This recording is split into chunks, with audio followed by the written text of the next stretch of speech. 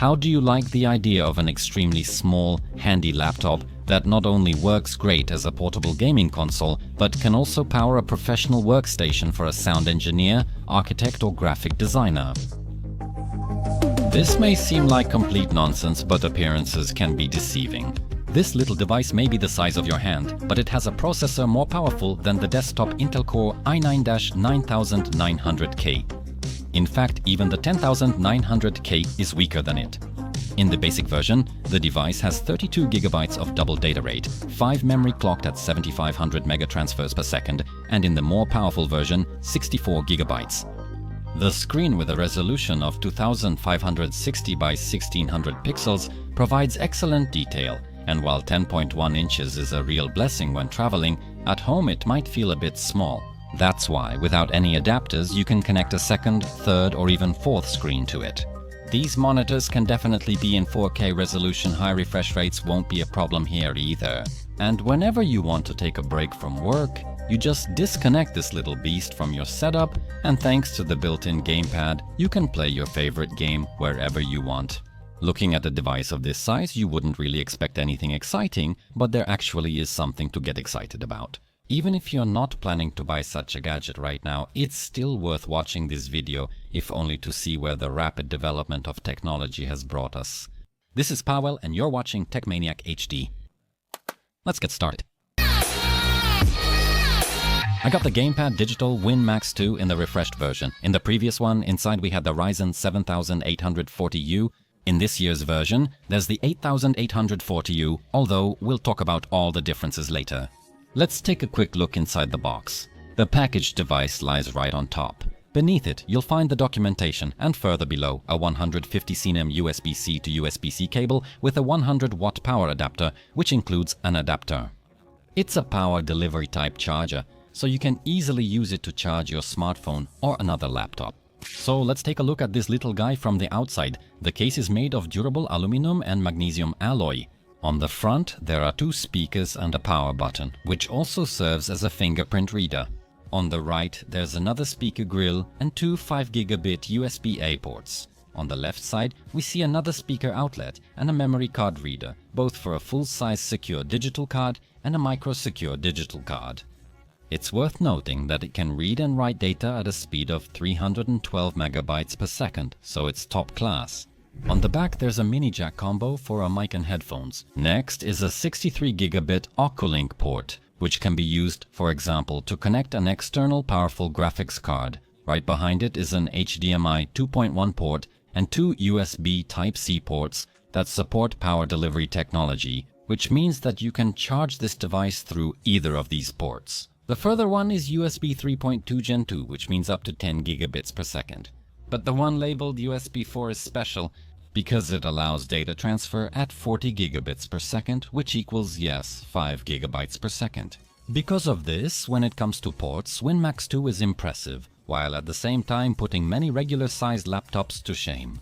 The camera is located at the bottom of the screen, and right next to it is the microphone. When you open the device, you can feel that the lid is much stiffer than in a standard laptop, and there's no way to open this screen with just one finger. In most cases, I would consider something like this a flaw, but when it comes to a handheld, it really couldn't be any other way. No one would want a wobbly screen while playing. The hinges work hard, but at the same time, I have to say that their movement is smooth. They hold the screen firmly in the position we set, no matter what position we're in ourselves. This stronger hinge adjustment also goes hand in hand with the touchscreen, which doesn't wobble annoyingly with every touch. And I have to admit, in Windows, the ability to operate the computer using touch is truly worth its weight in gold. The screen has a resolution of 2560 by 1600 pixels, which means it has a 16 by 10 aspect ratio. With this diagonal, that gives you 299 pixels per inch. This means that the detail of this screen is extremely high, and that really pays off, especially when you're working. For comparison, a 27-inch screen with 4K resolution has half the pixel density. Of course, for greater user comfort, scaling in Windows is set to 200% by default.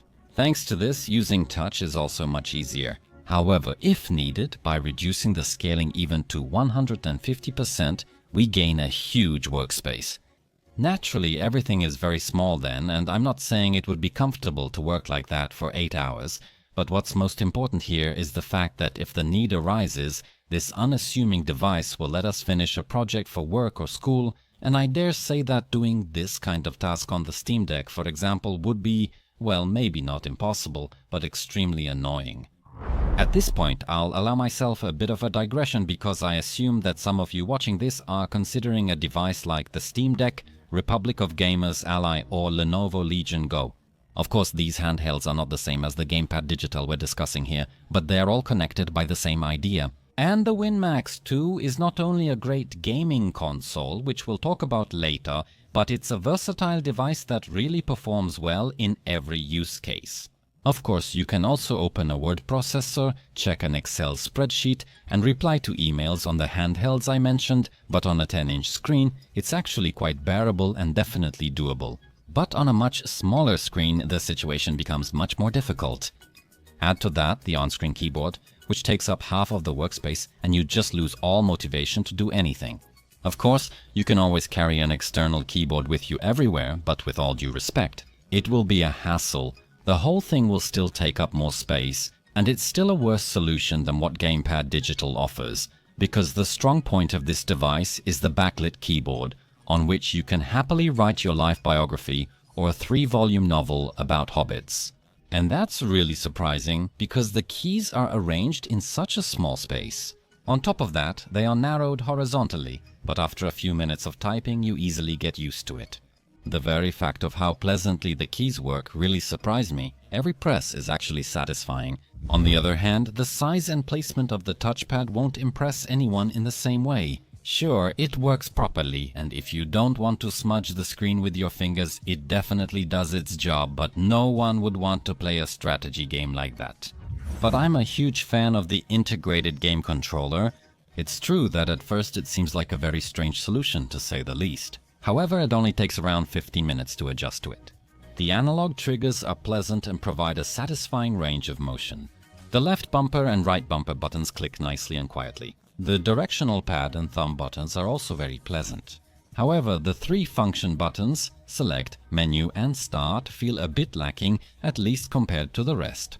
They only click pleasantly when you press them right in the center. On the sides they kind of wobble a bit, but honestly you don't use them that often anyway. Don't forget about the buttons on the device's underside.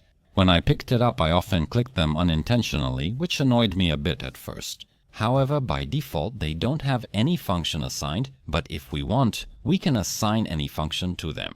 For example, it could be quicker map access, pause, or anything else we find convenient. But what will be most interesting for many are the analog sticks. Technologically, these are high-end because they use the Hall effect. Thanks to this, we have excellent precision and there is no drift phenomenon, meaning that unwanted, uncontrolled analog movement, even when the player isn't physically touching it. Such things happen with Xbox and PlayStation controllers, but as it turns out, this problem can also affect the Steam Deck or Republic of Gamers Ally. With Gamepad Digital, at least in theory, we have nothing to worry about. Besides, precision is one thing, but as you can see, they are shorter than the analog sticks of a regular controller or competing handhelds. They also had to be set into recesses, and when you switch from a regular controller to the WinMax 2, you get the feeling of, well, I have to admit it, a downgrade. Yes, a regular gamepad is more comfortable, but again, it's something that stops bothering you at all after a few minutes of playing. Right next to the touchpad, there's a switch that changes the controller section's function to a mode that's more suited for all productivity-related tasks. The right analog stick controls the cursor. If you work a lot with text, you'll appreciate the fact that the buttons take on the role of directional keys, the so-called arrows, which make it easier to make corrections and edits. Meanwhile, the D-pad turns into the page up, page down, home and end buttons. This is definitely a very cool feature. Meanwhile, the WinMax 2 has another ace up its sleeve, or actually I'd say it has 2 aces. These are the magnetically attached metal plates hidden at the bottom of the back of the device. These are used to cover the gamepad section. This way, the device no longer looks so much like a console and fits better into an office or school environment. In my opinion, honestly, who cares whether it actually looks more professional or not, but the advantage of this solution, at least for me, is that carrying the device becomes much more convenient. As you can see, the keyboard takes up most of the space. We also don't want to squeeze the gamepad when picking it up. Putting on the covers completely eliminates this problem. Honestly, in my opinion, it's a really great idea. There are plenty of opinions online that the device, at least compared to other handhelds, is extremely huge and super heavy, making it impossible to hold in your hands. The only problem is that these comments come from people who have never actually held the device in their hands, so is it just internet nonsense, or are the concerns really justified? The organic light-emitting diode Steam Deck weighs 640 grams, the gamepad digital barely exceeds 1 kilogram, and in my opinion, it doesn't make any difference. Try holding your hands in this position for 2 hours. Yes, just your hands without any device. It's obvious that after a few moments in this position you start to feel tired. And if someone tries to tell me that they can sit like this with a Steam Deck but couldn't with a gamepad digital, well, sorry, but that's complete nonsense. If we have armrests on the chair, we'll use them no matter what device we're holding. If we have a table in front of us, we'll use it too. What's funny is that lying in bed with the Steam Deck was more tiring for me than lying with the gamepad digital. And that's for a simple reason, because you can comfortably rest the base of the device on your belly, which immediately makes it more comfortable. But when sitting on the couch, I often found myself grabbing 1 or 2 pillows for support. But I did exactly the same with the Steam Deck, so I can't agree that the comfort of playing on the gamepad digital is actually worse. It's different, sure, but I wouldn't say it's worse at all. Let's add to that the huge difference in screen size and resolution, and it turns out that if you give several people both devices to test, it's very possible that quite a few will actually prefer the gamepad digital, although that depends on how you sit or even lie down with it. It's true that the sides of the gamepad digital are rather slippery. If you hold the device facing more upwards, your grip can slip. I suppose that adding special grips would significantly improve the situation, but I haven't ordered or tested any yet. If anything, I'll also add the link in the description. As for the build quality, I can't say a bad word about it. The device is sturdy, with no creaking or squeaking. The bottom, screen cover and keyboard remain firm under pressure. I've already said a lot about the build and comfort, but what's inside? The test device has 32 GB of RAM.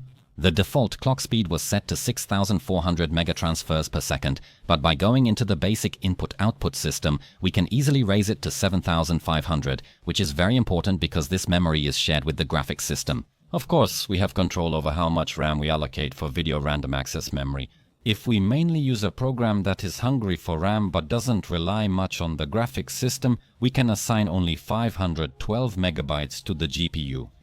On the other hand, if in a particular game we like to have higher quality textures and higher resolution, we can assign it even 16 gigabytes. Here I can reveal that based on the games I tested, I came to the conclusion that 24 gigabytes of RAM and 8 gigabytes for the graphics system is a perfectly balanced split. Okay, but what kind of graphics card is this anyway? The integrated Radeon 780M chip built into the processor efficiently generates frames per second while saving energy. On paper, it can be more powerful than the mobile GeForce GTX 1650 Ti, but on the other hand, it's weaker than the RTX 2050. This year's model is equipped with a Ryzen 8840U processor. It may sound much better than the 7840U from last year, but in reality, they don't differ significantly. Basically, everything is identical except for the neural processing power. You know, all that stuff related to artificial intelligence. Gamepad Digital WinMax 2 in the year 2023 could only boast 10 tera operations per second of the neural processing unit. This year, it's as much as 16 tera operations per second, a 60% higher performance, which is nothing to scoff at, and over time there should be more apps and games where this can be used. The processor from the Hawk Point family also has hardware support for accelerating the distribution of tasks to individual threads of the graphics unit, which translates into higher performance in games. Unfortunately, I don't have last year's model for comparison, but I'll share with you the conclusions reached by the author of the Fox channel. When the thermal design power is limited to 10 watts, the new processor performs about 10% better. With a 25 watt limit, the performance difference drops to 5%, but that's still an advantage for our newer chip. The Fox also mentions that even with the same thermal design power setting, the newer processor still consumes about 7% more energy, which translates to a shorter operating time compared to last year's version by about 15 minutes. And since we've touched on the topic of batteries, let's go further in that direction. The manufacturer states that the device is equipped with a battery with a capacity of 67 watt-hours. After disassembling it, I can definitely confirm this information. On its website, the manufacturer states that it should last for 14 hours of office work, 6 to 8 hours of watching 1080p video, and 5 hours of gaming. I think it's worth verifying this data. I will test all the games at 50% brightness with the keyboard backlight turned off and the power limit set to 24 watts. The unit I tested allowed for 1 hour and 50 minutes of Fortnite gameplay with the settings you see on the screen right now. However, 1600p is just overkill. At still very good looking 1200p, the battery lasted for 2 hours and 2 minutes. Dropping down to 800p, we can go a minute longer. Recently, I also started playing Fallout 76, and although I'm a devoted fan of the whole series, I think everyone knows what Bethesda's engine is like.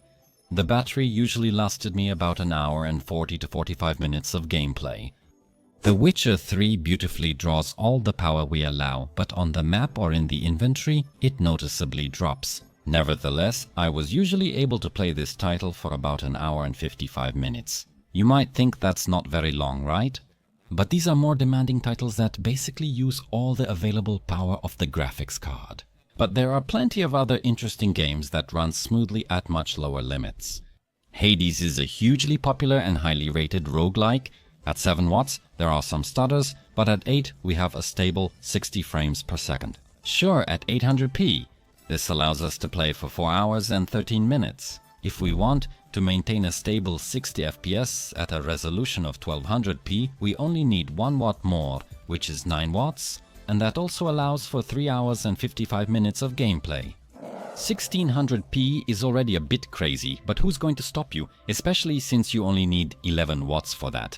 It also works on 10, but sometimes there are slight stutters. This way will shorten the gameplay time, but it's still not bad because according to my tests, it came out to 3 hours and 26 minutes of fun. You can see for yourselves how everything depends on the power limits you set. Many retro games, and even some newer titles that still keep the pixel art style, will be perfectly satisfied with 5 watts, which will once again extend the playtime. That's why I was intrigued by the results from Fortnite. After all, maintaining an 800p resolution is much less demanding than 1200p, let alone 1600p, yet it doesn't really translate into longer battery life. We tested 8, 9, 11 and 24 watt profiles, so now it's time for something in between. By pressing the function button along with Shift, we activate the silent mode. The cooling slows down to around 2300, and believe me, at that speed the tiny fan is practically inaudible. A 15 watt power limit is also set. This way, whether it's at 800 or 1200p, we can play for up to 2 hours and 40 minutes, but still, why waste energy like that? To maintain smooth gameplay at 800p, even 10 watts is enough. In this mode, our playtime increases by another hour.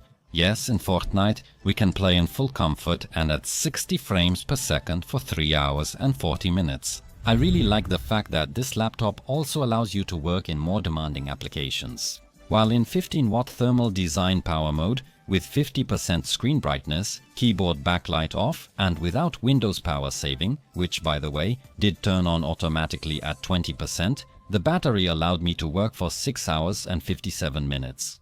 For most of that time, I used 2 browsers with several tabs open, but I also edited several dozen gigabytes of raw video footage and uploaded them to the cloud.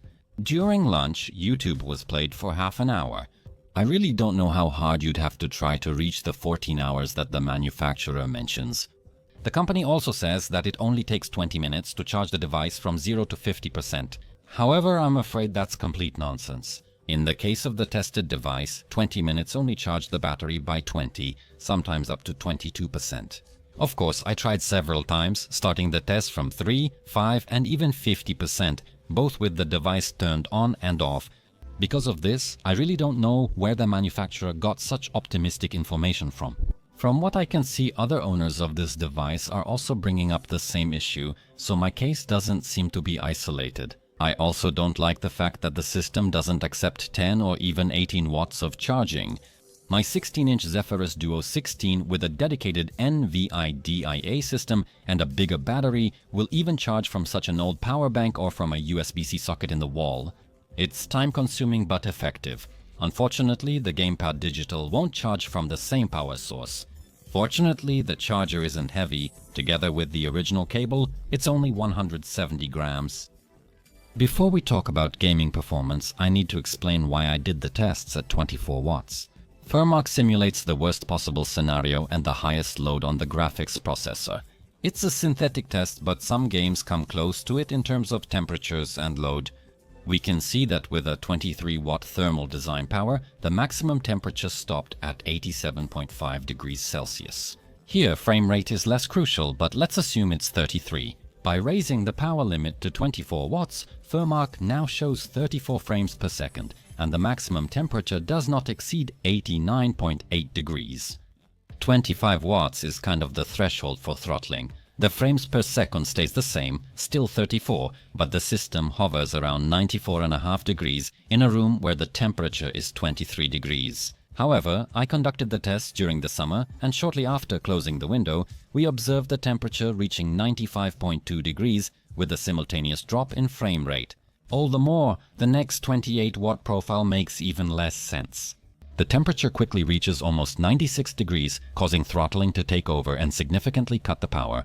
Sometimes it's 28, sometimes 24, and the frame rate is already completely unstable. Alright, that's nice, we already know something, but let's verify these findings with a real playable title.